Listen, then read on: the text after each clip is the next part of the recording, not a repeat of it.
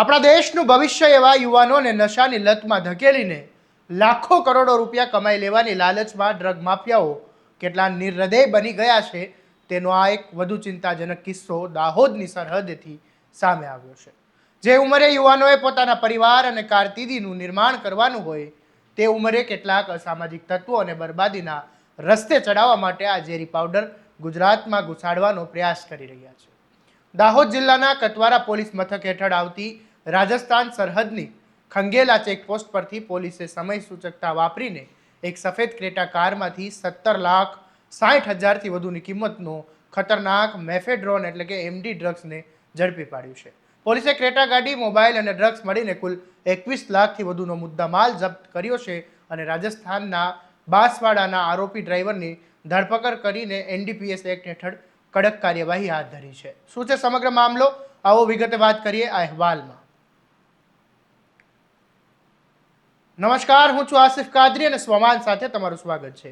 ગુજરાત અને રાજસ્થાનને જોડતી દાહોદની સંવેદનશીલ ગણાતી ખંગેલા ચેકપોસ્ટ કતવારા પોલીસની એક ટીમ વાહન ચેકિંગ કરી રહી હતી। તે દરમિયાન એક ક્રેટા કાર રાજસ્થાન તરફથી આવતા પોલીસે તેને રોકીને તપાસ હાથ ધરી અને તપાસ દરમિયાન તેમાંથી શંકાસ્પદ નશીલો પાવડર મળી આવ્યો હતો। પોલીસે તાત્કાલિક સ્થળ પર ફોરેન્સિક સાયન્સ લેબોરેટરી એટલે કે એફએસએલની એક ફિલ્ડ ટીમને બોલાવી અને એફએસએલે પરીક્ષણમાં આ પાવડર એ મેફેડ્રોન એટલે કે એમડી ડ્રગ્સ હોવાનું સ્પષ્ટ થયું। પોલીસે કબજે કરેલા આ એમડી ડ્રગ્સની આંતરરાષ્ટ્રીય બજાર કિંમત 17,60,680 રૂપિયા છે। આ ઉપરાંત ગુનામાં વપરાયેલી ક્રેટા કાર અને 2 મોબાઈલ ફોન સહિત કુલ 21,680,000 રૂપિયાનો મુદ્દામાલ કબજે કરીને કાયદેસરની કાર્યવાહી હાથ ધરવામાં આવી છે।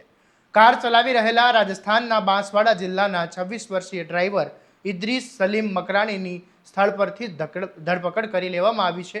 કતવારા પોલીસે આરોપી ઇદ્રીસ મકરાણી સામે એનડીપીએસ એક્ટની કલમો મુજબ ગુનો નોંધ્યો છે અને પૂછપરછ હાથ ધરી છે। પોલીસ હવે કડીઓ જોડી રહી છે કે રાજસ્થાનથી નીકળેલા આ જીવલેણ નશો ગુજરાતના કયા શહેર અને કયા પેડલરો સુધી પહોંચવાનો હતો। આ આખા રેકેટના પડદા પાછળ રહીને યુવાનોની જિંદગી સાથે રમત રમનારા મુખ્ય સૂત્રધારો કોણ છે? ડ્રગ્સ એ માત્ર એક ગુનો નથી, પરંતુ હજારો પરિવારના માળા વિખેરી નાખતું એક ધીમું ઝેર છે। કતવારા પોલીસે સમયસર આ કન્સાઇનમેન્ટને પકડી પાડીને અનેક ઘરોના દીવા બુઝતા બચાવી લીધા છે, જે સરાહનીય છે। પરંતુ જ્યાં સુધી સરહદ પાર બેસીને ગુજરાતના યુવાનોને નશામાં ઝેર રેડનારા આ મુખ્ય ડ્રગ માફિયાઓ સુધી કાયદાનો સંકંજો નહીં પહોંચે ત્યાં સુધી આ કાળો કારોબાર પૂરેપૂરો ડામી નહીં શકાય। આ મામલે તમારું શું કહેવું છે? કોમેન્ટ બોક્સમાં જરૂરથી જણાવો। આવા દરેક અપડેટ માટે તમારા સ્વમાનથી સબસ્ક્રાઇબ કરી દો અને આ વિડીયોને શેર કરવાનું ભૂલતા નહીં। નમસ્કાર।